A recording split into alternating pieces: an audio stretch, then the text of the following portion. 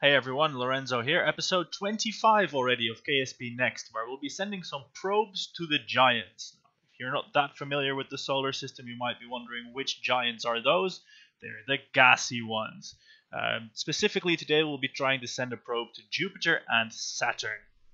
Now, the first probe, the Joule 2, this one is going to Jupiter, and it is a historic occasion because this is the last launch of this by now deprecated rocket. We've been using it for several episodes, but research has caught up with it, and subsequent launches will use the famous F1 engine and improvements in hydrolux technology and better upper stages. So the future on the rocketry front is definitely looking bright. So here, enjoy this 1000%, 10 times accelerated launch of the Hydrolux Probe 1. This is the first rocket that used Hydrolux technology for us, and it has done well, but the specific engines and architecture here has seen this is the last launch of that. That's all I want to say. Alright, so to the probe, we fitted it out with some radioisotope thermal generators because obviously solar is not going to be that great out at Jupiter. We have an upper stage here that can relight 10 times, so we're never going to use that 10 times relight capability. We're going to comfortably insert ourselves into an orbit and then plot a maneuver node towards Jupiter. Now, Jupiter is pretty far away. It requires between 6 and 7 kilometers per second of delta V from low Earth orbit, and that's quite a lot. But this rocket should have that and even have a little bit left over. You can see on the front of the probe here in the accelerated second stage burn again. You can see on the front of the probe the Pioneer class antennae. This is the longest range, most powerful antenna we have at our disposal. It's quite power hungry, hence the 4 RTGs that are on this probe, and indeed 2 solar panels, because for the first leg of the journey we might still have our upper stage attached, which drains some juice in the avionics department, and coincidentally in the first stage of the trip the solar panels will even be somewhat useful still. There we have it. The second stage has successfully ignited. No, it's just shut down. The second stage has successfully put us into orbit, which is great. And now we're going to use MechJet to plot us a intercept maneuver node with Jupiter. I love this functionality. You go to the maneuver planner, you select pork chop selection, and you wait a few seconds because it's quite calculation intense. I didn't quite catch on immediately, as you can see. Got confused by the delay. And you can basically order up a transfer either launching as soon as possible or with the lowest delta V possible. Now this assumes a circular orbit, and it doesn't work for all circumstances, but it works pretty nicely. As said, the maneuver node has been ordered up. It's 6.5 kilometers per second, and we time warp forward towards that. And because we are climbing out of the gravity well of the sun and we're in a prograde orbit around Earth, this burn has to happen in the darkness. See, we're scooching around on full power again, not the most elegant, but I think it costs us less than like 20-30 meters per second of delta V, which we just do. This is what our orbit will look like if the burn happens successfully, but we're still several minutes out from that, and we still have to wait for our rocket's performance. Fortunately, the second stage didn't fail, blow up, or do anything untowards, and it is now almost burning out, about 2/3 of the way through that burn. Fortunately, we do have a third stage full of storable propellants. And doing these missions, this mission actually, and the next one, but hey, we're not doing that one yet, caused me to think. I'm using these third stages with low specific impulse but storable propellant, but because the initial burns are so long, they may as well also be efficient Hydrolux engines. So if at any point we start sending heavier things to the outer planets, I could do that. And here we are at the map view again. We actually overburned, even though I burned the exact amount of delta V in the maneuver node. But of course that did happen over like 15 minutes, not instantaneously. So lesson for the future, stop the burn at a couple hundred meters per second short and replot a maneuver node to avoid wasting. Now we actually have to turn around and brake for almost 200 meters per second. Fortunately, the probe has a kilometer per second and a bit of margin, so we can do that. But of course it's not the neatest. I'm again gonna use MechJeb to help plot this closest approach maneuver. Let's see, we're just about crossing out of the Earth's shadow here, and MechJeb has been successfully used to plot the maneuver. It's, if I can see correctly, just under 200 meters per second of a corrective burn. Well, which fortunately we just have the fuel to do that. We would be able to gaze at the Earth if it wasn't for the telemetry windows obscuring it from view. Here we get a nice peek at our probe with the 4 radioisotope thermal generators, a small battery, some science equipment, and of course the rocket stage attached, the pressure-fed engine with the 2 small hydrazine-powered Allage thrusters. There we go, they're settling the fuel and then the engine ignites, taking us ever closer to Jupiter. Actually, this burn is braking, so technically it's accelerating us away from Jupiter, but that is making us go towards Jupiter, yes. Welcome to the magic world of spaceflight. There we go. It's not the most elegant approach. I'm going to try and fine-tune it with some RCS burns with those Allage thrusters, because ideally I want to come in plane, so I might even be able to snag some encounters with Jupiter's moons. Hey, that would be nice, right?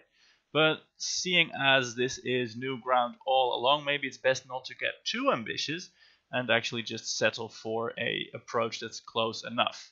Just tweaking with RCS isn't really doing it, and remember, for the contract I need to get under 20,000 kilometers, so I'm going to use MechJeb again to fine-tune the approach, and you can just like enter a desired periapsis altitude, which I'm going to do, and I can't use a 0 key, remember, because that's a recording trigger, so it's going to be something weird like 11,1111 kilometer periapsis, but that's within 20,000, so fine by me. Now it puts the maneuver node like 2 years out, so we're just going to put a alarm on the Kerbal alarm clock and leave this probe be for now. And we're going to switch in a couple of seconds to the next mission. Now I missed the first 30 seconds of footage from that, so let me do the introduction now. This is the first generation of the new rocket using the F1 engine. 3 of them inspired by the Falcon Heavy design. There we go, the still of that launch. I just started recording a little bit too late. This one is gonna try and send a probe to Saturn. Now I'm immediately going to follow the announcement of the new rocket with the statement that this is also the last of its kind, because while this rocket was constructing, more technology got unlocked, and well, the rocket has seen an upgrade immediately since. Let's accelerate through the booster phase. The kerosene engines are really pretty. At this point, Melvin, the engineer, rang up and said, boss, we didn't put the Pioneer dish on the probe, so we can't send this to Saturn. So management quickly came up with a new goal. Let's try and pour all that delta V in braking the probe from solar orbit, braking it actually, like decelerating, and trying to get close to the sun. Now there is, of course, that's a lofty science goal. We can see whether the probe will explode from solar heating, get some science from that region of the solar system. But there is a slight problem with that. The second stage engines, the one that we will be igniting after this last F1 will terminate, they only have 1 ignition. So we're gonna light them and we won't be able to relight them. And we want to get close to the sun, so we need to eject retrograde. Because the original mission pointed towards Saturn, we are now actually gonna eject prograde. And we can't wait, because the second stage is required to do the orbital insertion. We're not currently in orbit. So we're quickly trying to design a plan or a trajectory that will let us do this. Now the problem is the second stage has like 6 kilometers per second of delta V at this point. We need about 2 to finalize orbit. That's 4 towards whatever injection we're going to do. So it kind of does matter that we get it right. Just checking that we really cannot point it in the right direction. Now my plan is to, well, light the engine, because we need to stay in space and in orbit, and try and make this a very highly elliptical orbit. Like, get high in space, and then burn towards the ground to like eject in the other way regardless. Obviously very inefficient, but maybe the only thing that could happen. These weird plans all fail because one of the engines failed, and the engines here are too unbalanced to continue on one. So we are currently in orbit, that's great. There is no way we're going to get to Saturn, going to get close to the Sun, because we just lost like 4.5 kilometers per second of delta V. What we have now is an upper stage with 3.5 kilometers per second of delta V, and the satellite slash probe with another times 3.5 kilometers per second. So still a hefty chunk of delta V. So mission planners set to work with our pork chop calculators, our solar dynamic timetables. I don't know what these things are called, but it turns out we can actually launch within like 60 days to Mars. And if we try and launch right now, the travel time gets 2 weeks longer, and the delta V requirement only increases by 400. So there we have the third mission of this probe. We're going to Mars, and we're going to launch right away, because even though the travel time will be longer, the total time in space will be shorter. And even though that's not much of a factor in the game, it really doesn't matter so much. So we're going to do that. We ordered up the maneuver node to do just that. And, well, now we're escaping the sun's gravity again.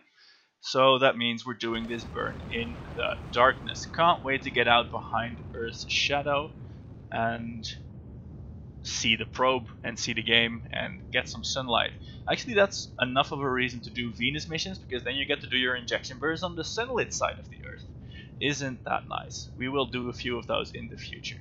Anyway, this stage will burn for 8.5 minutes. Let's fast forward through that. It did so admirably. This 3-engine design isn't the best, I don't think, because if one fails, it's too unbalanced to recover. Anyway, the upper stage has burned out. We've got about 500 meters per second of delta V still to apply to get into our final Mars trajectory. Fortunately, this satellite, the probe, can do that itself with 4 very tiny, very inefficient, but very, very flexible 1 kilonewton thrusters. So that's 4 kilonewtons of thrust on a probe of 4 and a bit tons, resulting in just under 1 meter per second squared of acceleration. Takes 15 minutes to do those last 400 meters per second, but there we go. We're almost on a trajectory to Mars. This is the final spaceship. Let's have a look. We're almost at Mars, and we can look at the map screen and fine-tune that orbit, which we will do so in a few seconds. Just watch me do it. It's going to be amazing. Now, what are we going to do in the future? We're going to send a few more probes out while we research lunar landers and space habitation technologies for the obvious manned missions to interesting bits. Now, the